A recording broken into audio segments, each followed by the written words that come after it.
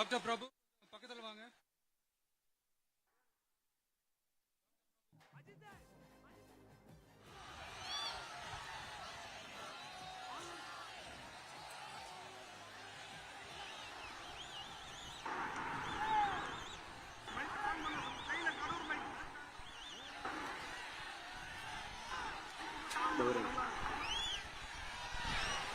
Mic on பண்ணுங்க.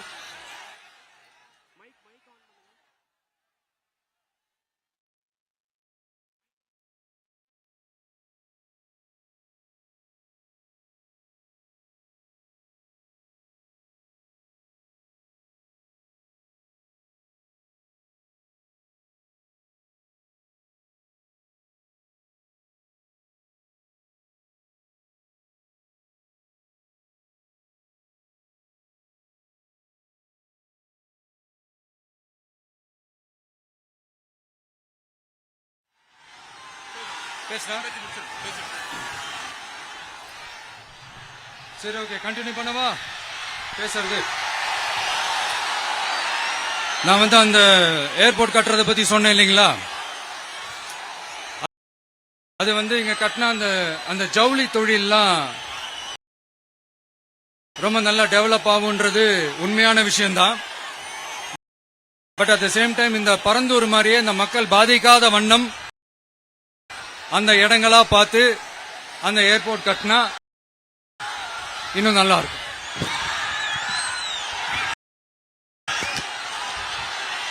அப்புறம் நம்ம கரூர் பிரச்சனைக்கு வருவோம். இந்த மணல் கொள்ளை தாங்க கரூரோட தீராத தலைவலி. மணல் கொள்ளை கரூரை வறண்ட மாவட்டமாக்கிட்டது மட்டும் இல்லாம சட்டவிரோத கல்குவாரிகள் கரூரின் கனிம வளத்தை அழிச்சுக்கிட்டு இருக்கு. இதுக்கு காரணம் யாரு? சிஎம் சார் 11 மணிக்கு பதவி ஏத்துக்கிட்டா 11:05 மணல் கொள்ளை அடிக்கலாம்னு ஓபனா சொன்னவங்க தானே உங்க ஆளுங்க.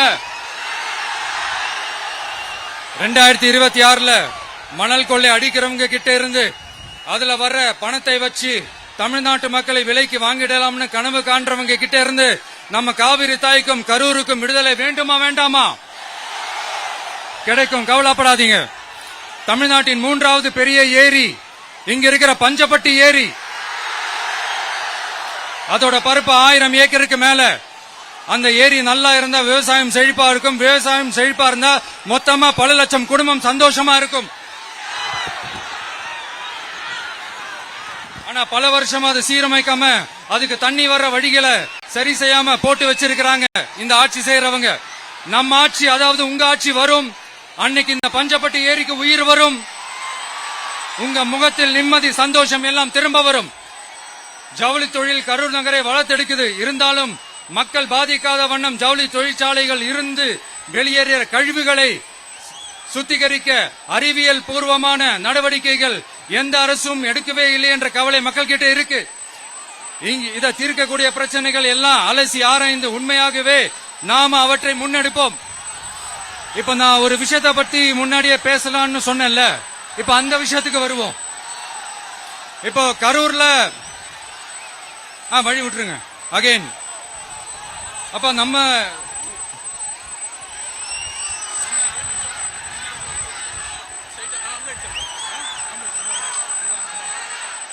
ambulance.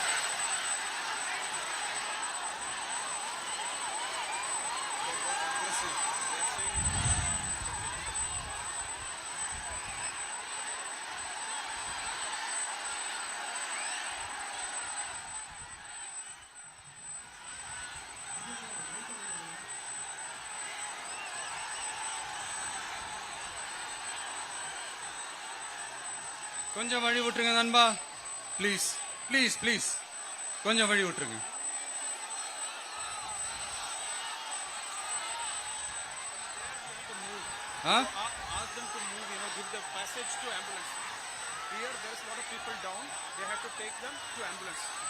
கொஞ்சம் அந்த வழி விட்டீங்கன்னா அந்த ஆம்புலன்ஸுக்கு அவங்களை கூட்டிட்டு போகணும். அந்த வழி விட்டுருங்க அப்படியே.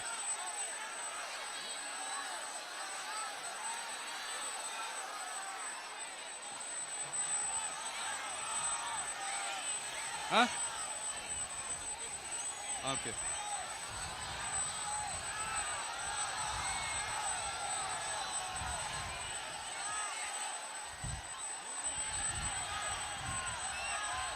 பேசலாமா?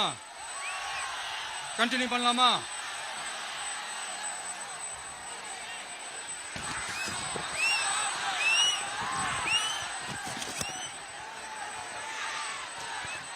இங்க கரூர்ல இருக்கிற முக்கியமான பிரச்சனைகளை பத்தி நம்ம பார்த்தோம் இல்லையா? இன்னொரு முக்கியமான பிரச்சனைக்கு காரணமா இருக்கிற ஒருத்தரை பத்தி நம்ம பேசாம போனா நல்லாவா இருக்கும்? கரூர் வரைக்கும் வந்துட்டு அவரை பத்தி பேசாம போனா நல்லா இருக்குமா? நல்லா இருக்காதுல. எதுக்கு சுத்தி வளைச்சுக்கிட்டு ஸ்ட்ரைட்டா விஷயத்துக்கே வருவோம். இந்த கரூர் மாவட்டத்தில் ஒரு மந்திரின்னு ஒருத்தர் இருந்தார்ல, இப்ப ஒரு மந்திரி இல்ல, ஆனாலும் மந்திரி மாதிரி. நான் யாருன்னு உங்களுக்கு சொல்லிதான் தெரியணுமா என்ன? ஒரு க்ளூ ஒண்ணு கொடுக்கலாமா? பாட்டிலுக்கு 10 ரூபா, பாட்டிலுக்கு 10 ரூபா, பாட்டிலுக்கு 10 ரூபா, பாட்டிலுக்கு 10 ரூபா, பாட்டிலுக்கு 10 ரூபா, பாட்டிலுக்கு 10 ரூபா, பாட்டிலுக்கு 10 ரூபா, பாட்டிலுக்கு 10 ரூபா. இப்ப ரீசெண்டா கரூர்ல ஒரு விழா ஒண்ணு நடத்தினாங்களே, அது என்னப்பா 30 பேர் விழாவா? 30 விழா, சாரிப்பா கன்ஃபியூஸ் ஆயிட்டேன். அந்த விழாவில் மாண்புமிகு சிஎம் அவர்கள் இந்த மாஜி மந்திரியை பத்தி உச்சி மேல தூக்கி வச்சு மெச்சினதெல்லாம் நம்ம காதால கேட்டோம் இல்லையா? இதே சிஎம் அவர்கள் இதே கரூருக்கு வந்தப்போ, எதிர்கட்சியா இருந்தப்போ, அந்த மாஜி மந்திரியை பத்தி என்னெல்லாம் சொன்னாரு, என்னெல்லாம் கேட்டாரு. ஐயா ஃபேக்ட் செக் நண்பர்களே, இதெல்லாம் நீங்க பெருசா ரிசர்ச் பண்ணணும்னு அவசியமே இல்ல. யூடியூப் ஓபன் பண்ணி பாருங்க, தெரிச்சிருவீங்க, மிரண்டுருவீங்க.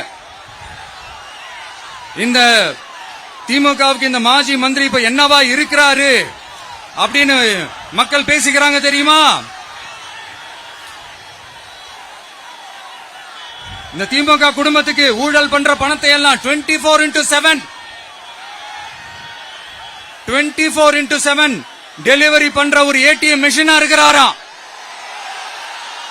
அப்படின்னு நான் சொல்லுங்க, ஊருக்குள்ள பேசிக்கிறாங்க. சரி, இங்க ஓகே. இன்னொரு முக்கியமான விஷயம், இங்க போலீஸ் பாதுகாப்புலாம் இருக்கா இல்லையா?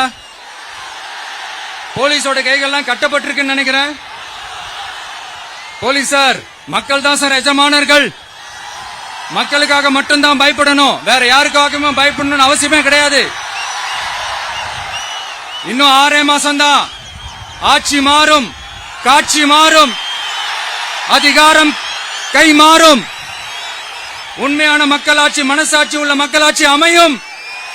அப்ப தெரியும் எல்லாருக்கும் சுதந்திரமும் பாதுகாப்பும் 100% வரும். தேங்க்யூ நண்பா. கான்பிடண்டா இருங்க, நல்லதே நடக்கும், வெற்றி நிச்சயம். அஷ்மிகா 9 வயசு ஒரு பொண்ணு காணுமா? நீங்களே நம்ம தோழர்கிட்ட சொல்லி கண்டுபிடிச்சு கொடுக்க சொல்லுங்க. அஷ்மிகா 9 வயசுல ஒரு பொண்ணு காணுமா? தம்பிகளா கொஞ்சம் தேடி கண்டுபிடிச்சு கொடுத்துருங்க. அஷ்மிகா